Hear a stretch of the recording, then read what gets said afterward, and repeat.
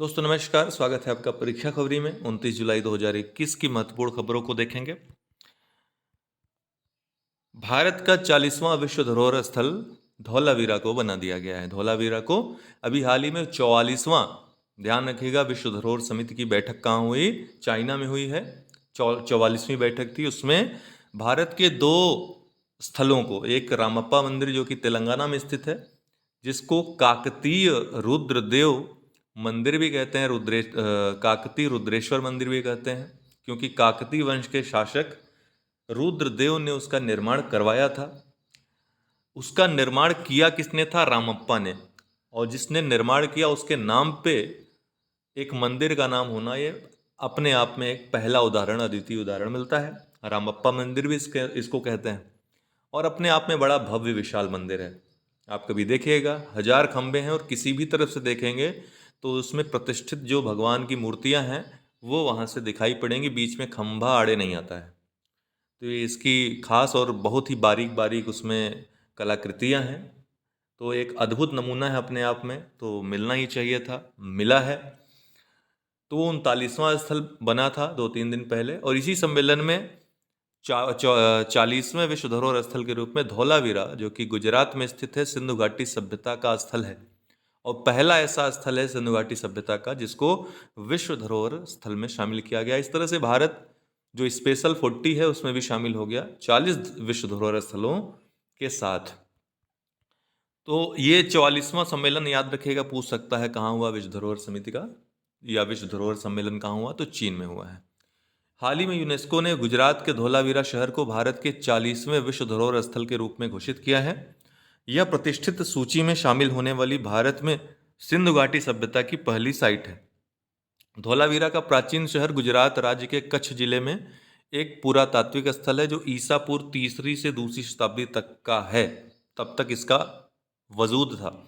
भारत के अलावा Italy, Spain, Germany, चीन और फ्रांस में 40 या अधिक विश्व धरोहर स्थल हैं। तो भारत के अलावा केवल इटली, स्पेन, जर्मनी, चीन और फ्रांस, तो भारत ये छठा ऐसा देश बना है जहां 40 से अधिक विश्व धरोहर स्थल हैं।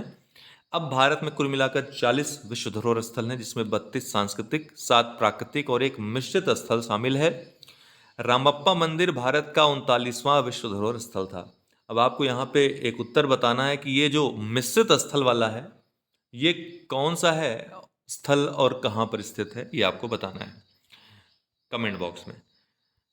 एक बात और बता दूं, धौलावीरा के बारे में जरूर पढ़ लीजिएगा, कुछ बातें जो एग्जाम में पूछता है। एक तो यहाँ पर जो गहने आभूषण बनाने की जो परंपरा थी वो सबसे ज़्यादा विकसित थी।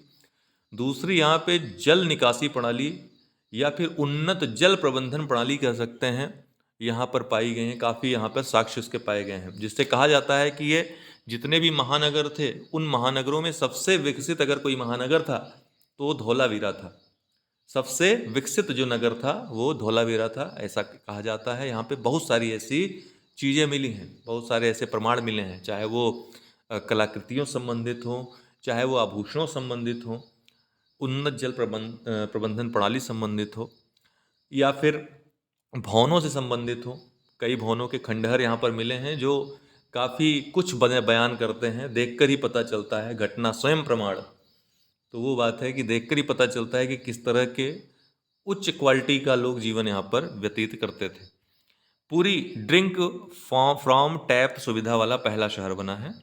तो पुरी शहर जो उड़ीसा का है, जहाँ जगन्नाथ मंदिर भी स्थित हैं, तो उड़ीसा राज्य का पुरी शहर देश में ड्रिंक फ्रॉम टैप सुविधा प्रदान करने वाला पहला शहर बन गया है। इसका अर्थ है कि शहर में अब सभी के लिए सुरक्षित पेयजल उपलब्ध है। हाल ही में उड़ीसा के मुख्यमंत्री ने सुजल या ड्रिंक फ्रॉम टैप मिशन का उद्घाटन किया है। इसके साथ ही पूरी देश का पहला ऐसा शहर बन गया है जिसके पास 24 घंटे गुणवत्तापूर्ण जल उपलब्ध कराने की क्षमता है। बाईपैराजोल ऑर्गेनिक क्रिस्टल, ये एक नया क्रिस्टल, एक नई टेक्नोलॉजी है। आने वाले समय में निश्चित रूप से बहुत ही उन्नत हमको तकनीकी देखने को मिलेगी। तकनीकी विकास जिस हिसाब से हो रहा है, बहुत ही अद्भुत अद्भुत चीज़ें हमारे आसपास घटित होंगी। उसके लिए आप सबको तैयार रहना होगा। कुछ बातें आपके लिए अच्छी भी हो सकती हैं, कुछ खराब भी हो सकती हैं। आने वाले समय में वो निर्णय होगा कि क्या सही है क्या गलत है। लेकिन बहुत बहुत कुछ मानव हस्तक्षेप बहुत ज़्यादा बढ़ता जा रहा है प्रकृति पर, अपना राज कायम करने के लिए। प्रकृति भी लड़ाई लड़ रही है, आप देख ही रहे हैं।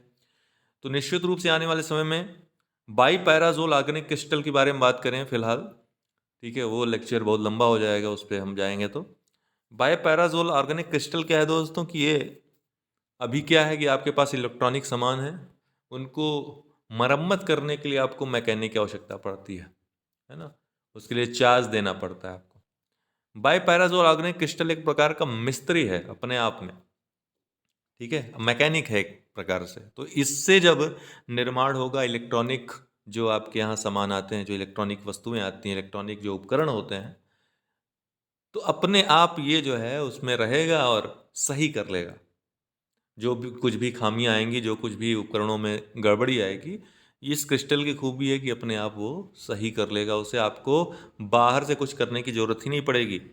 तो बाईपैराजोल ऑर्गेनिक क्रिस्टल, तो हाल ही में भारतीय वैज्ञानिकों ने ऐसा मटेरियल विकसित किया है जो बिना किसी बाहरी हस्तक्षेप के क्षतिग्रस्त इलेक्ट्रॉनिक घटकों की स्वयं ही मरम्मत करने में सक्षम है।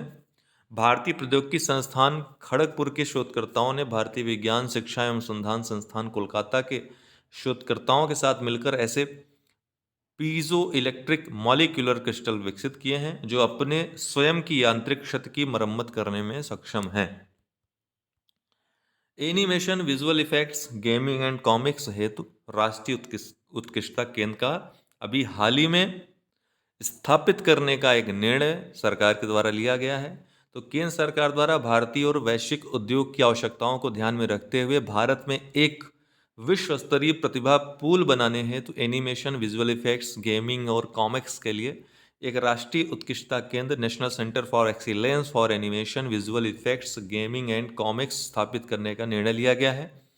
यह उत्कृष्टता केंद्र भारतीय प्रौद्योगिकी संस्थान बॉम्बे के सहयोग से स्थापित किया जाएगा। कासेज, भारत का पहला हरित औद्योगिक शहर। कासेज मतलब कांडला स्पेशल इकोनॉमिक जोन जो है, उसको भारत का पहला हरित औद्योगिक शहर, इसकी उपाधि मिली गई, इसकी उपाधि दी गई है। तो कांडला विशेष आर्थिक क्षेत्र औद्योगिक शहरों की श्रेणी में आईजीबीसी ग्रीन सिटी रैंकिंग के अंतर्गत प्लैटिनम रेटिंग प्राप्त करने वाला भारत का पहला हरित औद्योगिक शहर बन गया है। यह विशेष आर्थिक क्षेत्र अपने हरित आवरण का विस्तार करने, 68 प्रजातियों के पेड़ उगाने और 28 किस्मों के पक्षियों को आकर्षित करने में कामयाब रहा है। इस क्षेत्र में अधिकांश पेड़ मियावाकी वनीकरण पद्धति से वर्ष 2019 के बाद लगाए गए। अब ये प्रश्न उठता है कि मियावाकी तकनीक क्या है। तो मियावाकी दोस्तों वन रोपण की या वृक्षारोपण की एक नवीन पद्धति विकसित की गई है। किसके द्वारा? जापान के अकीरा मियावाकी, इन्हीं के नाम पे मियावाकी, तो नाम याद रखने में आपको परेशानी नहीं होगी। तो जापान के अकीरा मियावाकी हैं, वनस्पति शास्त्री वहाँ के, उन्होंने इस पद्धति का विकास किया था। इस पद्धति की सबसे खास बात है कि इसमें जो पौधे होते हैं 10 गुना तेजी से बढ़ते हैं। आपको अक्सर सुनाई देता होगा कि लोग प्रचार करने के लिए आते होंगे, ये पेड़ लगा लीजिए, सागौन का पेड़ लगा लीजिए, 20 साल में होने वाला पेड़ 10 साल में ही हो जाएगा, या फिर 5 साल में ही तैयार हो जाएगा। तो ये मियावाकी तकनीक से ये संभव हुआ है। इसमें क्या किया जाता है? पौधारोपण के लिए मिट्टी का एक बेड तैयार करके, निश्चित आकार में गड्ढे करके उसमें पौधे को पनपाया जाता है और विशेष प्रकार के पौधे भी इसमें लगाए जाने के प्रावधान रहते हैं। तो मियावाकी तकनीक है, याद रखिएगा।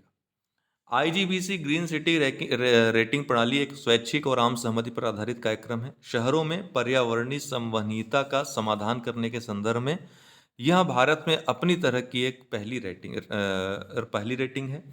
इंडियन ग्रीन बिल्डिंग काउंसिल भारतीय उद्योग परिसंघ का एक भाग है, जो इसका गठन वर्ष 2001 में किया गया था। प्रश्न बहुत महत्वपूर्ण है, पूछा जा सकता है, इसलिए याद रखिएगा।